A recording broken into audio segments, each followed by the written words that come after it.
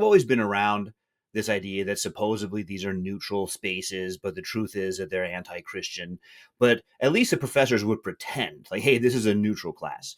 And now gloves are off. There's no pretending. We hate Christians. So I certainly think there are kinds of damages that were done. And so we'll just have to see how it unfolds from here. Some of the other damages just, of course, are the ways that colleagues have come after me on social media, the names they've called me.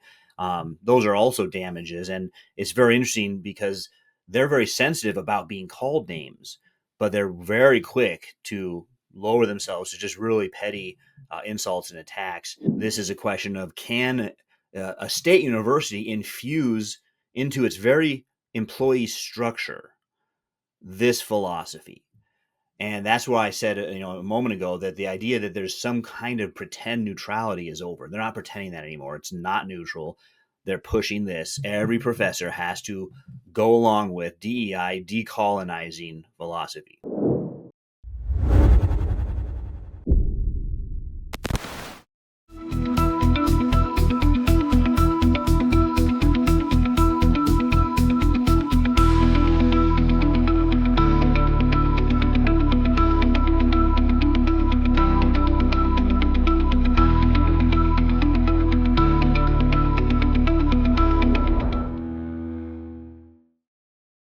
I'm Dr. Randy Bock. I'm honored today to have with us Professor Owen Anderson. He's at Arizona State University, ASU, and he might even be suing them.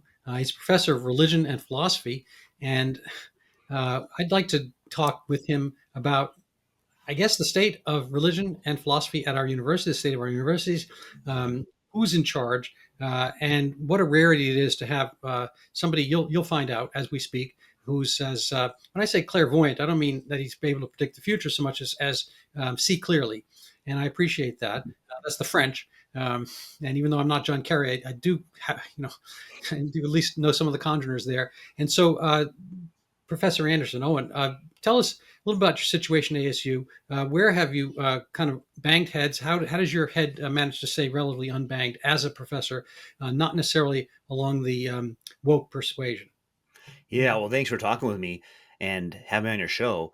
I'm a tenured full professor. So for the audience, what that means is I've gone through the tests that they give you. I've published where I need to publish, and so I'm told you have a job as long as you don't mess up. Tenure is supposed to protect your freedom to research, and so you won't lose your job if you research unpopular topics.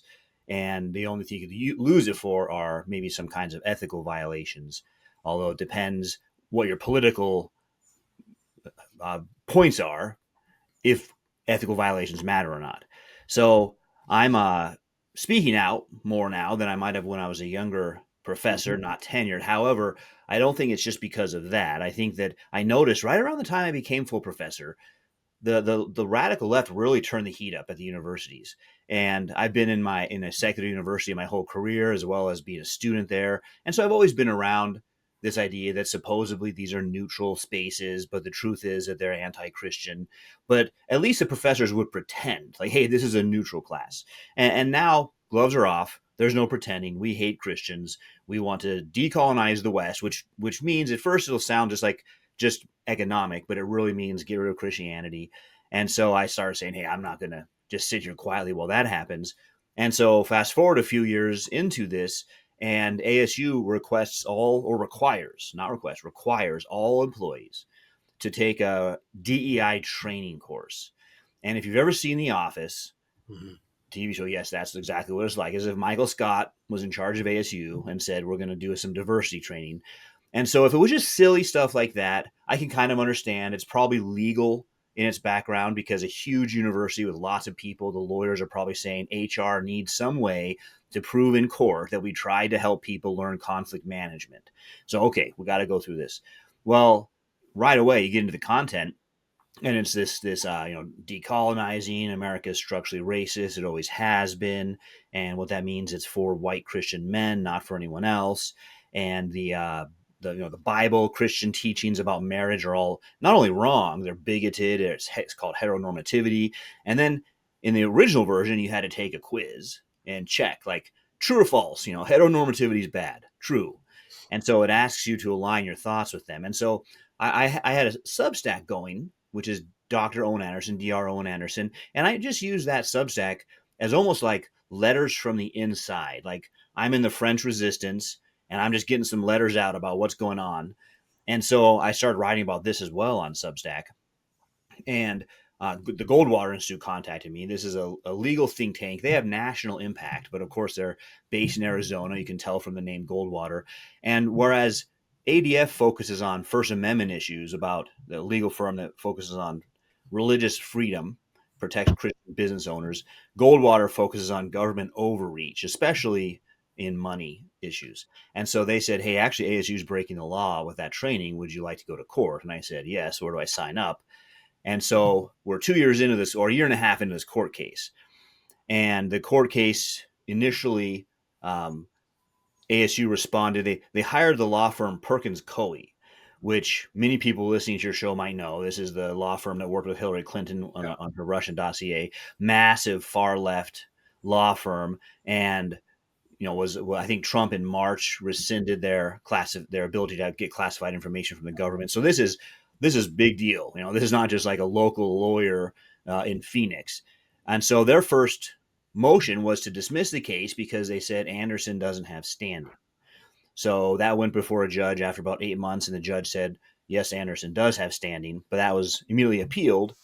And so now we're at the appellate court waiting for them to make a decision. I'm assuming whoever loses will then go to the Arizona Supreme Court, which is where I prefer it ends up anyway, because that means it'll have a stronger outcome. Mm-hmm. We have an amicus brief from the Arizona senator and representative who wrote the law that we're suing under, and they write, yes, Anderson is the exact kind of person we wrote this law to protect, so of course he has standing.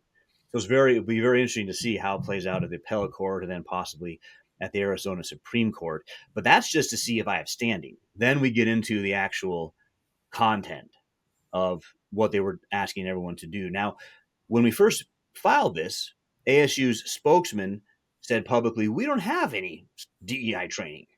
Now, the only problem with that approach is that I can do screenshots, and I know how to share screenshots on Substack, where I can put up the section in the training called Diversity, Equity, and Inclusion Training. And they say, well, sure, okay, we do have that, but it's not required. Again, screenshots in red, required.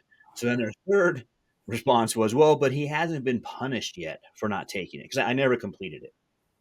And so that argument's interesting, right? In other words, we can break the law as long as we don't punish anybody while we're breaking the law. And so I'm hoping they do try to make that case once we do get into the actual merits of their position, because I think that's incredibly weak position, and any judge would see through that. Now, I'm not asking for money. I've been accused by some of my colleagues, this is just a cash grab. It's nothing to do with that at all. There's no money involved for me. The Perkins Coie is probably making quite a bit of money. Here's the funny part. ASU quietly took down the training. You can't find it anywhere. But they're still paying Perkins Coie, what is it, $1,000 billed hour to defend a training that doesn't exist in court. And so at the end of this, what I'm looking forward to doing is doing a public information request. How much did ASU pay Perkins Coie to defend training that they no longer have? Well, the separate question for me would be who else might be paying Perkins Coie and how much they're doing pro bono, and whether they see it as kind of a generalizable case. I think they're defending this line. Maybe it's not, ASU's happy to take it down because it's Arizona, but they don't want your congeners in I don't know, New York State or Illinois or whatever, say politically more left-leaning places to get the same idea. They want to keep. So I think that would be interesting to me. I don't know if that's findable or relevant. I think that'd be part of, there'd be something in the Freedom of Information Act request where you'd see a hint of that, at least, because you see if ASU says we paid $50 to Perkins, well, no, they're not doing work for $50. Where'd the rest of their money come from? Whether, like you said, pro bono write-off or something else. Yeah, there's a lot of something else out there. Now, as far as the damage part, were you damaged? And you're not going for monetary and so forth, but is there kind of a damage just by virtue of having to submit to some of this stuff? Well, I think so, and I should say that the initial training had a quiz, and that so clearly violates the law as compelled speech. They took that down. They said now we have the same training content, but not the quiz, and then eventually they took down the content also. And so the compelled side especially might. But yeah, I mean, there's all kinds of this is not what my job is for. I'm a philosophy and religion professor. I'm not somebody who's supposed to be spending their free time involved in this kind of thing. So I certainly think there are kinds of damages that were done, and so we'll just have to see how it unfolds from here. Some of the other damages, just of course, are the ways that colleagues have come after me on social media, the names they've called me. Those are also damages, and it's very interesting because they're very sensitive about being called names, but they're very quick to lower themselves to just really petty insults and attacks. Sometimes they use their name, but since Trump was reelected, I've noticed that those accounts have disappeared or been scrubbed, and they've been replaced by anonymous accounts with the same exact writing style and tone of voice. Hmm. So they'll say, "Well, that's not me at all. Uh, Looks the same, says the exact is like a cut and paste from your original uh, post." But at the same time, I think that there are larger. I think everyone involved, both me and ASU and all the other professors, recognize there are bigger issues at stake here than just compensatory damages. This is a question of can a state university infuse into its very employee structure this philosophy? And that's why I said, a moment ago that the idea that there's some kind of pretend neutrality is over. They're not pretending that anymore. It's not neutral. They're pushing this. Every professor has to go along with DEI, decolonizing philosophy. Yeah. Yeah, I mean, they always cloak it and couch it and cover it in nice phrasing. Affirmative action. Like who would be against an action that's affirmative? Yeah. You'd have to be a Or like choices. Being a pro-choice, I love choices. We yeah, all yeah. want. I love choices too, and it's one thing after another. Equity. Like we want equity. I mean, that's kind of a basic thing. Even like tiny little.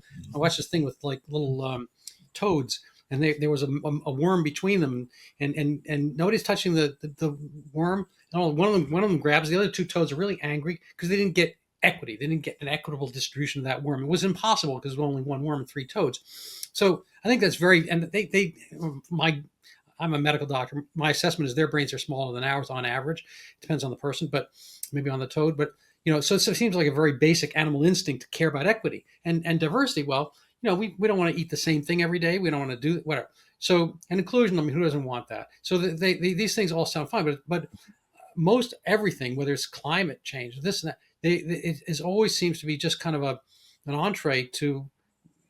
I mean, I'm sure there's a better word for it, but it's basically critical theory, Mhm. Marxist theory, and the critical theory. I mean, who's against criticism either? But it's Mhm. like, it's really the Marxian critical theory is to the extent of kind of the Maoist struggle sessions, and it's the basically the shaking, the criticizing of every foundation for which Mhm. you have a society, and and that's the undoing of it. And in the rubble of a society, it's very rare that something better necessarily comes along. I mean, we looked at, say, Syria, as bad as Assad was, you get rubble, you get stuff afterwards.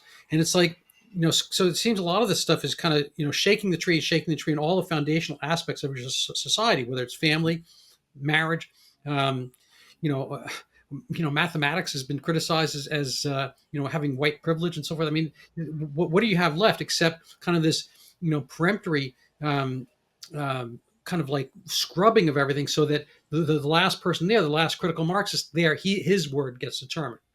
Um, Yeah, well, I think there's a really interesting debate between Noam Chomsky and Michael Foucault on YouTube from like I don't know 72 or something. They're both somewhat young in their I would career. probably watch that because I would. That's it's kind of like for them. For me, that would be like the Iran-Iraq war.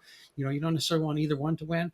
Um, Well, but what's right? So for me, it was more like an information gathering session because on the one hand, Chomsky wants a strong totalitarian government to right the wrongs of the past, and Foucault actually he's a decentralized guy. He just wants local government, probably all the way local to the individual. Right, makes choices and no one tells him what to do. excuse my language, but he was a sick little f, Well, wasn't he? there's a lot of stories that have emerged about him. But the other thing about Foucault that's true is he's the most cited scholar. Like if you add up citations back to Aquinas, he's like the number one cited Well, scholar. but to be fair, Aquinas was before the internet, wasn't he? No, but even now, let's say you're adding up all of these, but you're right. So since the internet age, it's him. It's like 1.2 million. I remember seeing something by Jordan Peterson. He was talking about how one of his articles had 1.2 thousand, so 1,200 citations. And I was waiting for him to say that's not that good because he's Jordan Peterson, and he's like, no, that was a really good, and it is, right? Because I'm happy if I get 10, right? But then Foucault's at 1.2 million citations, right? And his philosophy is just so empty. But he spoke to the need of the 20th and 21st century intellectual to be godless and say there's no, all standards are purely relative. But just the point I brought up about that debate is it's just really interesting to see totalitarian versus like radical nihilist debating, and those are the left's big heroes. Yeah. I had a medical practice about 30 years in kind of a blue collar town, and this guy who'd come in, he was older, so he had valid reasons to coming in. He had X, Y, and Z little problems. I'm not going to get into. Um, but he actually, I think, came in a lot more because he liked to debate me, Mhm. and he was a one government, one world government kind of guy, and he He couldn't. wanted it, or it's the bad? Oh It's yeah, bad. he wanted it. Oh So wow. I Huh. think he was a Chomskyite in a sense. I didn't really make the connection. I was not interested in this kind of stuff at the time. This is probably about 30 something years ago, whatever. Um, but and he had a very slow, deliberate way of talking. um, and he was I guess, a Marxian kind of guy growing up, and his thought was, well, if there's one world government, we'll all have this great one world government. Yeah. But I think it leaves out the concept of competition for ideas. I mean, all you need is like the next guy. I mean, let's say you did get whoever you want. Let's say we got Jordan Peterson to run the world. Um, I don't know, or some whoever is your personal taste. Yeah. Then what happens when he's done? Or Yeah. you know, Succession problems, right? That's um, always been the issue, right? That a great king has a foolish son. yeah. And so is Chomsky a kind of a one world government kind of guy? Yeah, I mean, I think he's just I think, I mean, I don't think I'm mischaracterizing him. I think what he would say was he was like a Soviet Marxist who thinks the Soviet Union was doing a great job, and the CIA is the big bad guy because they kept blocking Soviet progress in the world. So as far as I understand it, yeah, his work, of course, was in linguistics, where he made contributions. It has nothing to do with poli sci. He's just, because he made contributions in linguistics, he gets to express his opinions on everything, and that's where you say to people like, "Hey, go back to your specialty. You're not actually saying anything helpful right now." But the leftist professor says that's my guy, or Foucault's my guy. Those are the ones that we want, and yeah, the proposals that are put in their place are pretty startling, I would think. And I think it's worth picking up what you said about how they nest it in positive terms. And in one way, that's understandable. No one's going to, unless you're a pharmaceutical company making a 30-second commercial, you're not going to put the bad things about your product out in front. And so they always use what I call them leftist moralizing platitudes. They'll always say something, oh, I love everybody and I just want to help people. And wouldn't you like to help people? And life is really unfair. So we need to make life more fair. And the naive hear that and say, yeah, I think you're right. There's that meme of the three toads. And when I was a kid, my mom broke a cookie in half and my brother got a bigger piece. And it made me really mad because that's not fair. So, yeah, we should all make the world better. And the actual content that comes out is terrible. So once you say, okay, but what's your plan? Well, we're going to redistribute all the wealth through forced taxation on the billionaires. Okay, but even if we took 100% of their wealth, that would cover less than 1 month of the government. And then we're out of billionaires. So then what? Well, you're thinking too hard about it. The billionaires just need to pay more. I mean, there's no actual plan or coherent way to get from here to what they think helps people, let alone as a philosopher. What I say is, okay, let's say we did redistribute wealth and it's a good, let's say everyone ends up with $100,000 a year income. Then what? I mean, that's just Brave New World. How do you fill your life with any meaning? You're very comfortable. You have the government giving you everything you want, and you're an existential mess. There is that. I was on the phone just now that there's potential to have this kind of real estate project going, and there's an assignment of affordable housing. Um, they're looking for some number. The state kind of mandates this is it's along the same lines as all these other DEI things. It's kind of gotten in all the various silos where we could go on and on and on. But in Affordable this housing. case, yeah, affordable housing. And so Thomas Sowell, who's kind of my guiding light in economics, said, he's got a New Jersey accent, or New York kind of And a great accent. wit too. Yeah, I think maybe he's Brooklyn who grew up, but he says, when I was a kid, he was a PhD student, and I always lived in affordable housing. I had roommates. I had a tiny room, boarding house. That's what I could afford. It was affordable. And we said what they're talking about with affordable housing is subsidized housing, but they don't call it that. They call it affordable housing. Yeah. And but it's to your point. You basically form kind of it's kind of a rent seeking, no pun intended, the economic term, where you get something by having somebody gone to bat for you. You get a carve out, and then that's yours. But it takes away the incentive for you to do otherwise. So if you have, I treated narcotic addicts for about a decade in the 2000s into the teens, 20 teens, and a large number of them, they were in a sense scared of working. Working, a real job would have been the best way of kind of giving them a framework to get out from deep in the well, rather than just kind of replacement narcotics. We do. This has kind of taken over the ethos of narcotic treatment, is to give the hair of the dog. We don't do it for alcohol. We don't give them booze. If they have a whiskey problem, we don't give them vodka. But if you have a heroin problem, fentanyl problem, we give you methadone or Suboxone, which is basically, narcotic, morphine based. But in all these cases, a lot of people would come in and they would have the money to go spend $150 on narcotics. Like, how do you do it? It's like, well, I'm on Section 8 housing, so they're not paying anything in rent. I'm on this disability and that disability, so they're getting certain checks coming in, and they're on food stamps, and they're getting free. We call it mass health, but it's basically Medicaid. So they're not paying for the health insurance, they're not paying for food, they're not paying for rent, and they're getting money instead of working. And like, well, even so, that's still not enough to pay $150 a day. So yeah, well, I shoplift. I do this other stuff. Or they're part of the chain, the network. It's kind of like Amway. They're on the distribution network, so they get cuts from their dealer if they can, tag two other people with drugs. Mm. And so people are very resourceful. They're able to do that. But is it the right way? I think a lot of these things, a lot of these empowerments, which sound great, like giving somebody guaranteed income, whatever. People don't act. They don't actually do anything with that. Yeah. If you just give something to somebody, they don't value it. It's like they only value something they actually work towards. Yeah, it's a really anti-work philosophy. That work is, I think they think of all work as toil, and it's a hindrance to the good life, which is the leisured life. And so they look, I mean, there's a lot of billionaires who do lead a leisurely life now, but I don't think they did that to become billionaires. And even then, once you've got that work ethic, it's hard for a person to step back and not do any work anymore. But it might be that they hate their sons who were just born into being a billionaire, and they just grew up on a yacht with a gold-plated diamond spoon in their mouth, and they say that guy's not fair. He's had this easy life. But again, back to my existential crisis point, yeah, but that guy's drunk all day on cocaine, womanizing. I mean, you're looking up to that guy because he doesn't have to work? That's not a guy I look up to. I look up to people who did work hard and succeeded at things and said no to themselves, didn't have to always indulge their senses. And so it's a really weird kind of, we want to lead a good life, which is a leisurely life. Point out one person leisurely, that guy. All right, but he's a mess.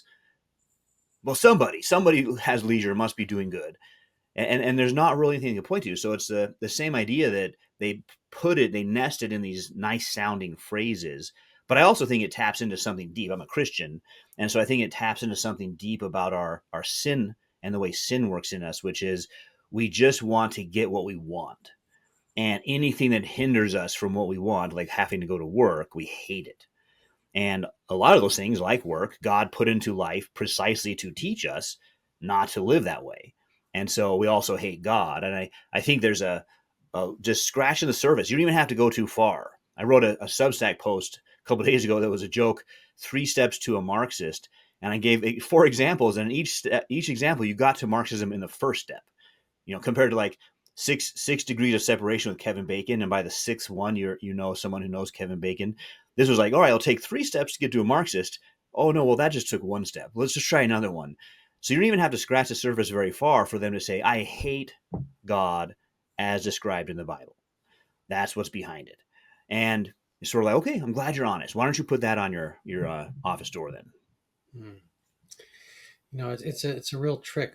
That I think Marxism is the politics of envy. Oh yeah. I think Karl Marx, he I don't know enough. I've read partial biography by the eminent and late Paul Johnson, who started as a Marxist himself, and so did Thomas Sowell. A lot of our kind of conservative intellectuals follow what's ascribed to Churchill, but I actually looked it up. He didn't ever said it. Nobody young who's not a liberal. If you're young and not liberal, you have no heart, and if you're old and not conservative, you have no brains. And everyone says that it's Churchill, Yeah, but that's my thought. we don't actually know who said it. Oh, okay. It's one of those things. It's a Churchill-like Mhm. thing, but I think there's something to it, and so there's part of the journey that people have. They have to, I'm at a stage. I'm 68 years old, and I play some tennis, and I, like to think I do well, but clearly I don't have the reach, the grasp, the run, the speed, and so forth. And they're young people. It's like, wow, I have some envy to have their fluidity and the way they can bend and turn. Or I'm golfing sometimes, and I just can't get that gooseneck kind of torsion twist in order to get make the ball fly like I used to. But on the other hand, I spend a fair enough amount of time with young people to see that they are missing this other thing. They're missing. It's kind of like Henry's gift of the Magi. They get each other a gift, and they have to give something up to get that thing for the other person. But the young people, they're wonderful and interesting and so forth, but they don't have that kind of like, I've been there. I've been on both sides. You see the struggle and the toil and the peril. Um, that's not really a question. I don't know if you want to jump on that at all, or I could give you an actual question next. Well, maybe here's why I would jump on it as a philosopher is that the idea you're getting at, I think, is that we want to become wise. One of my favorite quotes from Shakespeare is in King Lear, and King Lear is traveling with his fool, his jester, and the fool says to King Lear's at the lowest point. His daughters, he knows his daughters have betrayed him now. His knights are all gone. He's got nothing left. And the fool says, "You shouldn't have grown old until you grew wise." And I love it because it makes this idea in our mind as if you have control over that, right? Because the whole idea is, well, you don't have control over growing old. But then the fool's like, well, wait, but you do have control over if you become wise or not. And one of the worst things that exists is an old fool. And so, without calling him an old fool, the jester is saying, you became an old fool. That's the worst thing there is. And so, I think it's another one of those platitudes that people say, I want to become wise. Well, good. We should all want that. And every philosophy professor at ASU, the ones who are teaching Michael Foucault on a daily basis, would tell you, if you meet them in the hallway and you ask, do you want your students to be wise? They would say, yes, that's what philosophy is. Philosophy is the love of wisdom. But we're not producing anyone who knows what wisdom is. That would be a really good final exam for every undergraduate, an essay exam. You got to write it right in front of me so you don't use chat. What is wisdom? And give 3 examples of how you've become wise. And I think they'd all fail. And then I think they should all start a class action lawsuit against their university because you Against promised to make me wise and I'm they'd not have to wise. sue themselves. Um, they'd have to put themselves in evidence Yeah. there. There's a book I really like. It's Charles Murray's Coming Apart. Everyone knows him from The Bell Curve, Yeah. and he's still around. I think formerly of Harvard. I don't know if you know the book Coming Apart. I've heard that one. Oh. So what's amazing about it? He only looks at the white population because he wants to take race out of the equation in this case. So he's basically looking at class, and coming apart is the way the classes have fissured. Um, and he comes up. He basically makes 2 bucket towns, but he gets on various dating. He gives them 2 idealized towns. One is called Fishtown, which is I think a place outside of Philadelphia. It's kind of a blue collar place, kind of the place where I worked outside of Boston, blue collar, working class, whatever. And the other one is Belmont, and he names it after Belmont, Massachusetts, which is a neighbor town to where I am. Um, and it's a hoity-toity kind of place where John Kerry would feel really comfortable going between golf and tennis and whatnot. and wine and cheese and so forth. And the funny thing is, the point of the book is the people in Belmont, the Harvard professor types, and maybe some of your colleagues, they espouse these leftist policies, such as the universal income or universal this and that, Section 8, whatever. And the people in Fishtown are the beneficiaries, if you will, quote unquote, beneficiaries, the recipients of these, say, ill-formed ideas, which are Marxian essentially. And they aspire to be in Belmont. But what the funny thing is, the libertine ideas essentially that the left comes up with from their little nests in Belmont get applied to the places like Fishtown. So let's say, I'll give you one example: free needles, or safe injection sites, or free heroin, or whatever. Those play out in a place like Belmont, and they get a lot more narcotic addicts. Or they say you can have Section 8 housing, and people stop working because they have all their needs met. So they wind up having a kind of a hellish, in a sense, dissolute life in Fishtown, and they aspire to have the quiet and comfort and the green leaves suburbs homes of Belmont. They can't get there because of the impediments that Belmont put up. But when you look at the Belmont people, they don't have, their kids are studious. They're not doing promiscuity. They're not acting upon having free condoms in the school. Their kids, the John Kerry offspring types, are studying really hard. They tend to be relatively monogamous or serially monogamous. They wind up getting married, so forth. They are living the absolute most conservative lives possible from Belmont, even though they espouse all these things as social panaceas, remedies, and so forth. And who gets it? These other places far afield. Mm-hmm. And so you have this basic cultural divide. So this is the essence of the Trump voter, in a sense. Not necessarily. I mean, I'm a Trump voter, but I'm not the usual demographic of the Trump voter. I'm the only Trump voter out. I'm the only out of the closet Trump voter the last 3 elections in my entire tennis club, and it is filled with people with as many degrees and Ivy league experiences as I, or maybe more. But I'm the only one who will say it. I get, I'm the total lightning rod for any kind of venom and so forth. It's been, an interesting run. I've literally been physically assaulted twice over it. At the tennis club. Yes. Yeah, I've lived. I mean, mind you, it's minor stuff, but by by technicality of the law, it was assault. And nothing I did. It was only kind of political stuff. People get riled up. Anyway, I don't know where this is going, but the rich and their conservative lifestyle, in one sense. Yes. In this fictional Belmont. And the fact that the people in fictional Belmont, they can't get there. And they've had all these crazy impediments. They have to go through all this stuff that the rich get insulated from. So I interviewed this guy, David Goodhart. He's well worth listening to, either through me or elsewhere. And he's in the UK, and he's a journalist and a philosopher of sorts. And he's got I don't know, it should be a book title, but he's got a concept called the somewheres and the anywheres. And this is basically the same thing as this book. The anywheres are people who can do their work, whether they're in Martha's Vineyard, or they're up in Yellowstone, whatever, on an airplane. They can do all their same work. They are anywheres. And the somewheres is the HVAC guy, or the guy who's working for FedEx or something like that. They have to be on the clock at a place at a given time. They are somewheres.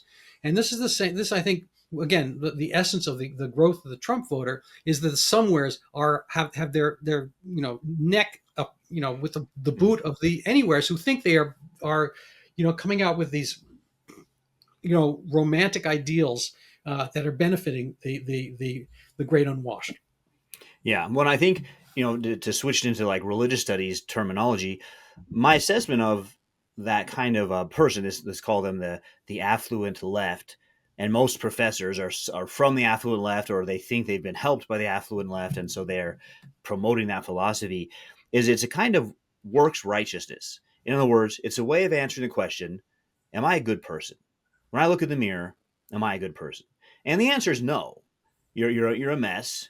You've probably got mistresses. You're I was going to give you a pass. I'm going to say, well, we don't quite have a mirror here. We have a Zoom call, as it were. But you look like you're doing the right stuff. So I'm going to give you a thumbs up. Well, this is the generic radical left guy, right? So or gal, and they know this. They know inside, when they wake up at 3 a.m. and the alcohol is worn off, they feel pains of guilt. And so they have to be able to get up and comb their hair or shave while they're looking in the mirror. And so what they do is this stuff that we're talking about. Am I a good person? Yes, because I pushed affordable housing in Manhattan. Am I a good person? Yes, because I made food stamps. Any one of these things, it doesn't matter that they're completely failed projects, that they've brought about worst implications. Thomas Sowell documents all of that. Yeah. All that matters is, but I meant well. I had good intentions, and that's what proves I'm a good person. And so I think that that's most of the psychology operating behind it. And I think that's why I call it works righteousness. It's a very universal. It's not 21st century. That's old way of trying to make sure you're doing all right in your life. But the problem is intentions are so worthless that they're used to pave the road to hell. You're not paving the road to hell with your best stuff, right? You're paving it with worthless things. Good intentions are worth zero. Everybody has good intentions in one sense, right? Everyone thinks that what they're doing will help the world. And so the worst villain thinks he's going to somehow help the world. And so you then teach little naive students this same stuff. Get involved in your community, help out. But the question any philosopher should ask is, toward what goal, what telos? And is your plan going to get you from here to that telos? So even if you say the right telos, your plan won't get you there. Your plan's you're going 75 miles an hour on the highway to hell. So you got to rethink your plan. But most of the time, they won't even get the right telos. They want something, like I said, leisure. Everyone can have uh, whatever enjoyments they want, because whatever makes you happy, I'm okay with, as long as it doesn't hurt anybody else. That's my only moral standard, they'll say. And so I think that the emptiness of that is the problem I argue against. And I think you'll see it on conservative and liberal sides. So in one sense, what's interesting is you could probably get me to make a case not unlike decolonizing. What I mean is the decolonizing philosophers seen some kind of vague problem. They've just misdiagnosed the problem. They think it's skin color or something like that. But yes, there's some significant government problems and they need to be addressed. And some of it has to do with human rights violations, as the decolonizer would bring up. So the left and the right aren't really divided on this, where they might produce different versions of the same works righteousness. They just disagree about how to package it. But it cuts across both because it's a human problem, not just a leftist problem. Yeah, I think they're uncomfortable with the soul, Mhm. not Thomas Sowell, but Yeah. the soul. There's in our family we get most of our religious training from The Simpsons.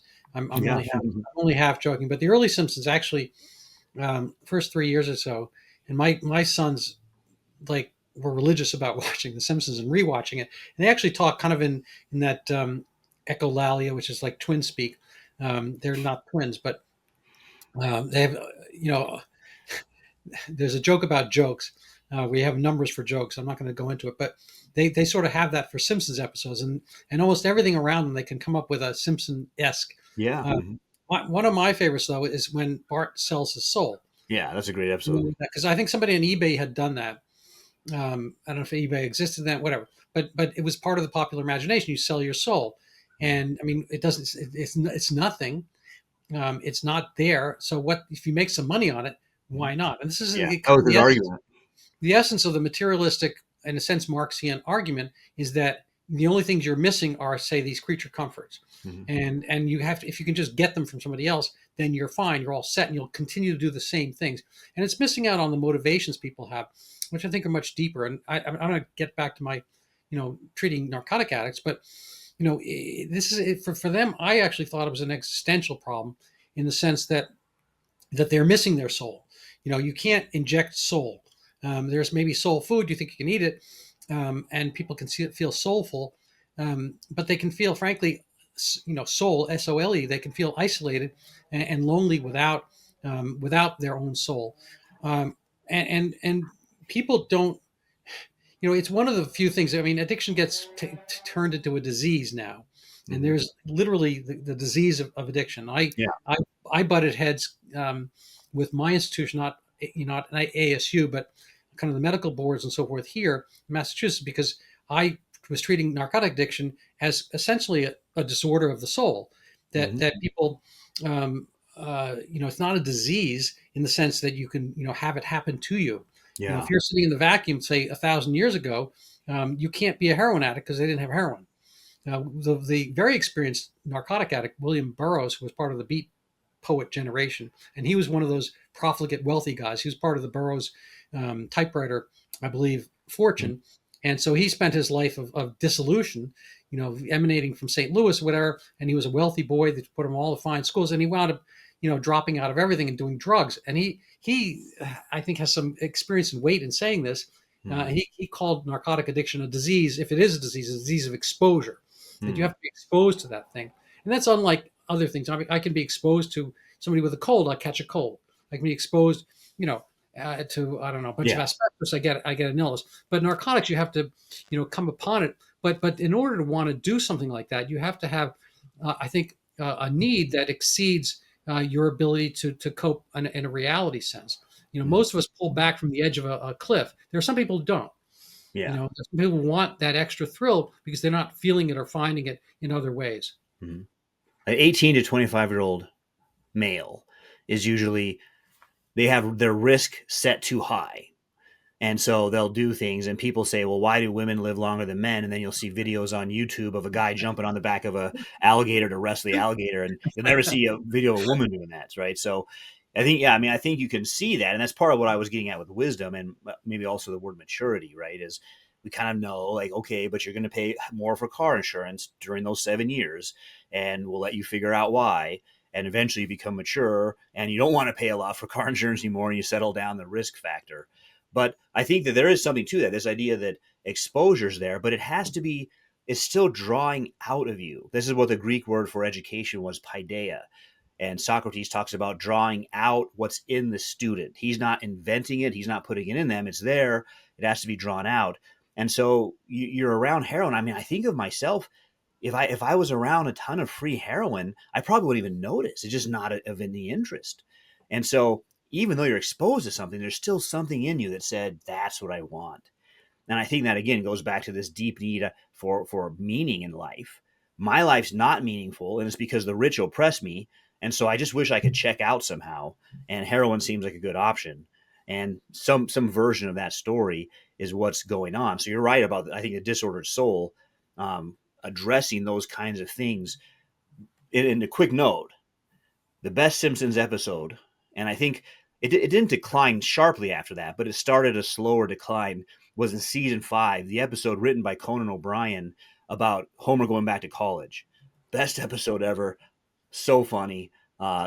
Great 80s college humor put in there, but also just Homer's perspective of college, and also the fact that they didn't have to make any DEI or woke jokes because it didn't exist yet. The humor about college was other things. But for heroin stuff, you know more about addiction, to heroin than I do. But I'm always reminded of season 3 of Lost, or of 24. Mm-hmm. Jack Bauer. He had to go undercover with the Mexican cartel in between the seasons. So we pick up with him, and to prove that he's real, he was doing heroin with them. Well, now all of a sudden there's a huge terrorist threat, and he, of course, is the only guy that can help. So he's got to snap out of it. He can't go on methadone or go to a 6-month rehab. He just has to do it that day, 24 hours. And so part of what you're watching him do is he's shaking and sweating, and other agents are like, Jack, are you okay? I think something's going on. I'm fine. Because he just has to use a power of the will. But it's not only that, it's because of the goal. I want to save 1 million people from dying from this bioweapon. My suffering's worth that to save their lives. And so I think that always comes back to this idea of a telos. What's your goal in life? And heroin or cocaine, any of those, only makes sense if you have the wrong goal in life. Yeah, I agree. I think there's two things. I want to get to two things there. One is that there's certain points when people want to detox, like pregnancy, or getting a new job, or having converse, having a criminal case over your head, and maybe we'll stick with that one first. I found that people came to me because I was offering a detox. I had what I call the Goldilocks plan. It was not too short, like the 3, 5, 7, or even 10-day detoxes, which put you out back in the wild, kind of like they had an expression for it, like I forget, it's like a laundry expression. Anyway, you wind up back out too soon, and the other ones are methadone, which is kind of, or Suboxone maintenance, which you wind up on forever. And so I was giving people about 4 months, which I came up with through various, kind of moving the needle one way or another. But it's kind of the length of grief.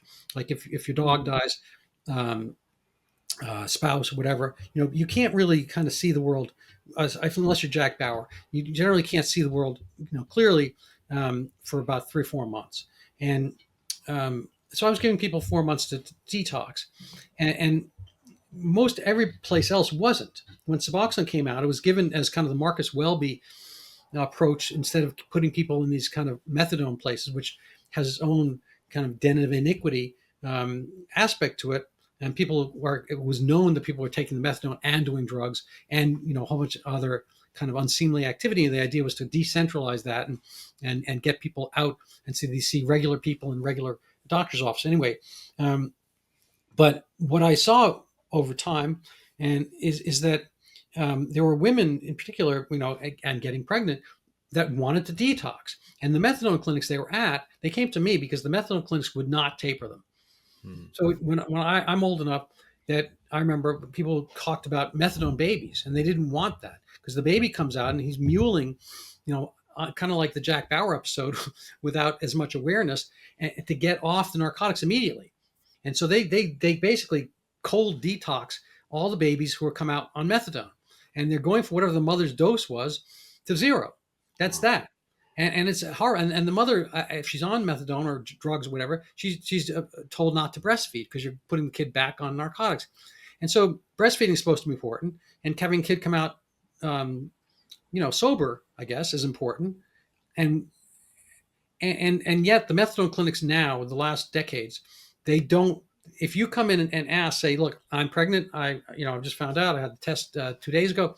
I want to taper. They are programmed. I heard this over and over and over again. I can't 30, 40, 50 times. So I'm going to say it's true that they were told that the methadone clinic would tell them, oh, you are hunting for drugs. You are wanting to go back out and do heroin. And so we will raise your dose, because this is what you're talking is crazy talk. Wanting to get off methadone only means that you want to go back and be clean so you can get that heroin high again. And this is what they're told.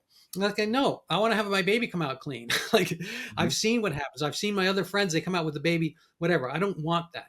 And I was the only person like in, arm's length, like 30, 40 mile radius, whatever, out of Boston, which is not a tiny town, supposedly the medical mecca, that was willing to listen to taper people. And naturally I got into trouble with the board and whatnot. That's a whole another story, but it's just kind of a funny thing that, anyways, my only point is that you were talking about the telos and what people really want. They have this common sense. There's the common cold, there's common sense, and both of those theoretically are common. And, I wish people get more infected with common sense than the common cold. But it should be a disease that happens to you.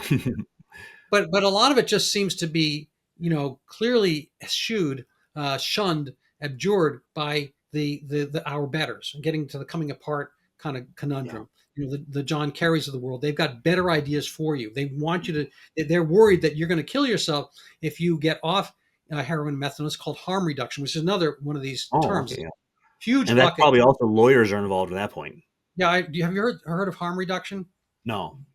So this is, and you're a philosopher, but this is, I think, is a fascinating topic, and I've written on it somewhat. But basically, it's been around for a longer period of time. But I think the term got idealized in the 90s, whatever. But the concept is you're going to reduce somebody's harm by giving them something else in between. It's basically the reason for maintenance of heroin. It's the reason to give out condoms in middle school, because you don't want those kids getting pregnant in middle school. So if you don't give them condoms, they're going to get pregnant in middle school. Yeah, but right. There's it's no very similar. I was in the Seattle airport the other day, and they are giving out free tampons in the men's room. So, no, wait, that's probably a different problem. That's a different. Well, that's for nosebleeds. I know, I'm just joking. No, it's true. But it's still about the Seattle airport, but that's not harm reduction. But keep going. Sorry. No, fair enough. But it's like, they cannot. The reason the soul is so important is that the reason you have to give condoms in middle school is because you can't say to them, don't screw around physically, literally, whatever, Yeah. metaphorically, any different way while you're in middle school. Stop doing that. Have abstinence. And there's this concept that you can't tell them to have abstinence, and you Mhm. can't give them any kind of like moral guidance along the way. So we've gotten to this point of material. They'll learn the food pyramid, but they won't learn the morality pyramid. So, Mhm. what's going to actually give you a longer life? When we look at longevity, and it's only one measure of general health and whatnot, but longevity actually tracks with going to church, with being Mhm. married, with having a job, and so forth. And probably not because those things make you live longer per se, but Yeah. they give you the sober life. You are doing less of the dissolute type things. If you have a job, you're less likely to be doing heroin. If you are married, you're less likely to go skydiving, and so forth. So there's a lot of, I'm not going to say Sure. correlation is causation, whatnot, but but that's not taught in middle school. What they do taught in middle school is like how many watermelon seeds or pumpkin seeds you should eat versus a frankfurter, whatever. Yeah. Well, we lumped morality in with religion, and starting in the 50s, we said no religion in the public schools.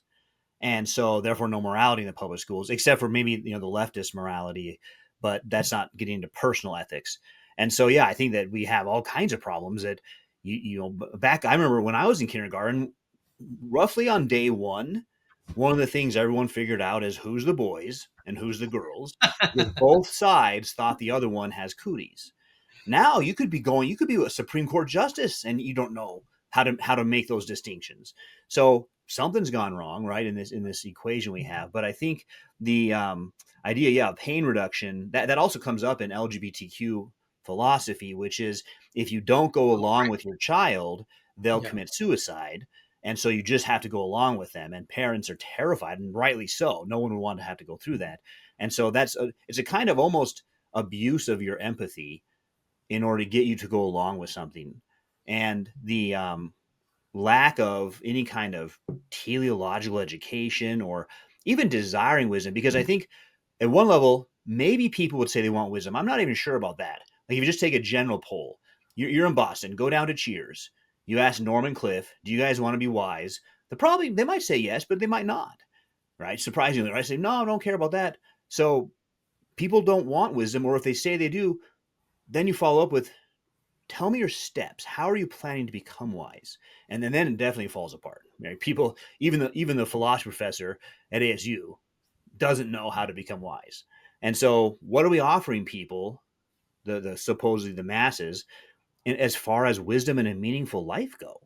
And in that sense, I'm like I said, you might find me somewhat on a leftist critique or a critical theory critique because, like you said, being critical is not bad, and critiquing our system as saying, yeah, the current system, what uh, the who wrote The One Dimensional Man, Marcuse, was talking about. Yes, he's a Marxist. Yes, he's a pure materialist. He doesn't deal with the soul at all. But the one dimensional man is the consumer man, and that's all he thinks about. And yeah, that's a big problem. No one wants that. That's not a healthy culture. Now his solution's terrible. I might say that's better than his solution, but it's still one dimensional man is a problem. We want to have people with lives full of meaning so that if someone said, here's cocaine, here's whatever, they'd say, I'm not interested actually because I need to keep my mind sharp because I'm reading Socrates right now. Something like that, right? Yeah. So we're rounding out our hour. I'd like to give you the podium because after all, you're the professor, and I'm going to give you a little bit of a teaser, I guess. I know a professor. I know quite a few, and at a candid moment on probably a few glasses of wine, this professor mentioned to me that tenure has done exactly the opposite of what it was intended. It was intended to give professors the freedom and the breadth and the pedestal and what immunity, I guess, to say the thoughts that should not be said, to be brave, I guess. So it infused bravery. But what's happened across the academy is that it's become a circling of the wagons, and Mm-hmm. that they let's say the professor just for argument's sake happened to be on the left of center on the political persuasion, and that would never happen. But let's say that's how your university is organized. It so happens that people actually don't like argument, They don't like dialectic. They don't like being challenged. They don't like debate. What they do like is comfort. And in order to get comfort, they want people who think like them. So they'll make impediments and throw tax in the way, like James Bond villains back in the day. I don't know if they still do that, but basically make it as slippery as possible. Make like an oil skid for anybody who's not of that type. And so what has happened is that we have um, the kind of inversion of the actual concept. I mean, go figure. Humans, taking something and manipulating for their own desires. So maybe I don't know if you have the answer, but what's university like? I always joke that university is the opposite of diversity, but in this case, I think university seems to be the opposite of diversity of thought. What's our university landscape? Are there any recommendations or I guess cures for this type of thing, or do we have to kind of tear the whole thing down like the Marxists would do for our rest of society in order to come up with some of their aspect? Yeah, I mean, I think that's a great question. And a lot of people don't really understand tenure on the outside. And so, just briefly, what it means is it's basically like a medical residency. You finish your schooling. Now you've got 6 years in this program, at the end of which you're going to have to pass a test of some type. And if you don't pass that test, you still got your degree, but you're not hireable anywhere. And the same thing with tenure. You don't get tenure. You got your PhD. You got hired in a tenure track job. You got 6 years, at the end of which you apply for tenure. And if you don't get tenure because of your publications aren't good enough or whatever, then yes, you got your PhD. You're let go from your institution, and no other institution is going to touch you because you didn't get tenure. And so once you get tenure, the idea being you prove you're a researcher. It's a research designation. Community colleges don't get tenure in that same way. For-profit universities don't get tenure in that same way. It's a research designation. You're now free, as you said. That's the selling point. You're free to do research without any worry about pushback from higher ups.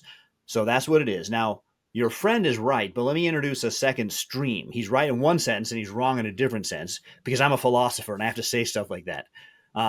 He's the origins of tenure are essentially within the research systems in the Protestant world, Germany and then the United States, keeping the church out of our business. That's the Protestant church in this case.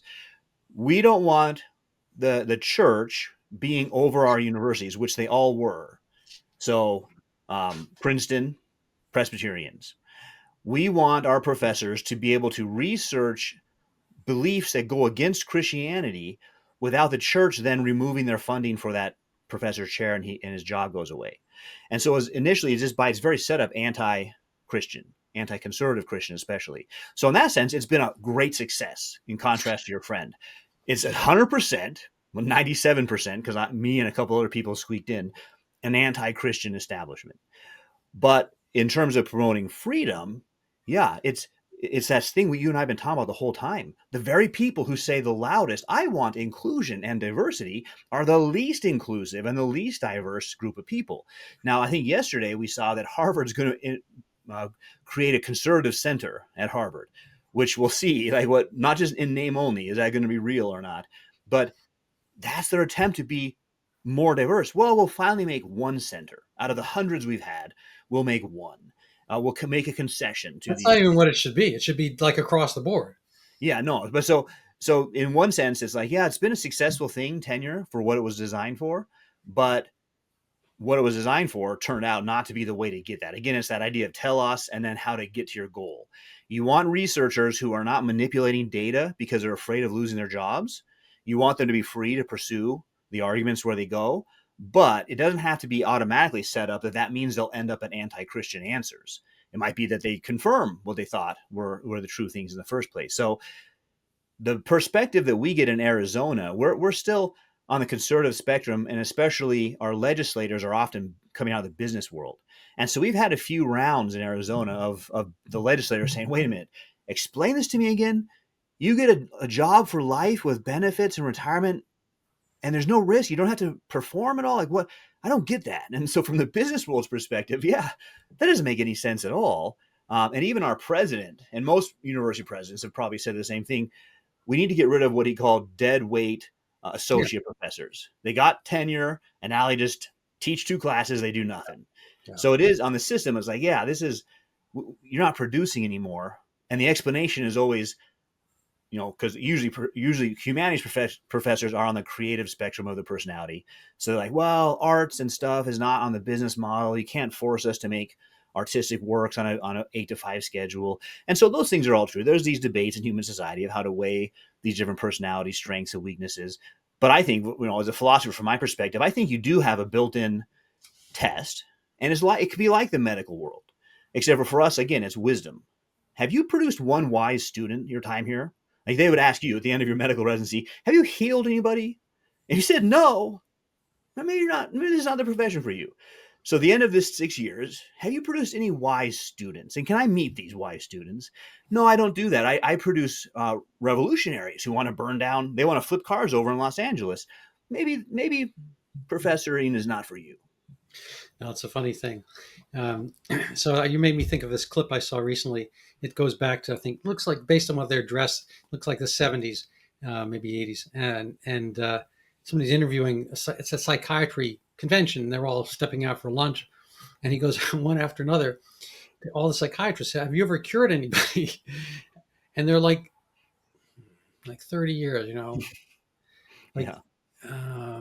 Interesting question. But so we're going to end right now, I guess. But one quick question, just could define for us telos. Yeah, so that's a good point. I didn't say this. That just is the Greek word for end or goal. And it doesn't mean necessarily a terminus, an end in the sense that nothing continues after that. It just means the thing at which you're aiming. So, for example, an initial telos in a baseball game is I want to get the most points, more points than the other guys get. So, what's your goal in life? What are you aiming your life at? And if you just ask yourself that question, you can really get just an honest moment, get a good sense of who you are and why you make the choices you're making. And then you can evaluate them. Is the end goal I'm aiming for, when I'm honest, let's say someone says, I just want to live on a yacht and drink myself silly. That's my goal. Is that a good goal? And does your plan really get you to that goal? So it gives you ability to assess yourself pretty quickly.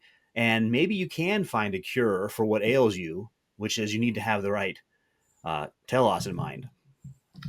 Well, thank you so much, Professor Anderson. So people can find you where?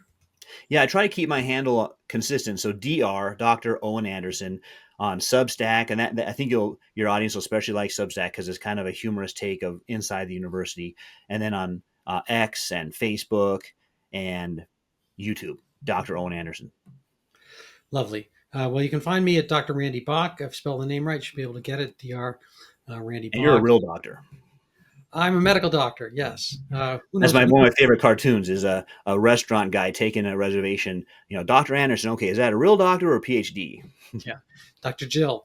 So actually, I flew back from Vienna. Well, she's EDD. PhDs get to make fun of EDDs, just like MDs can make fun of PhDs. Well, the more you claim that that's how you need to be called, I think the less rationale usually there is for it. So thank you so much, Professor Dr.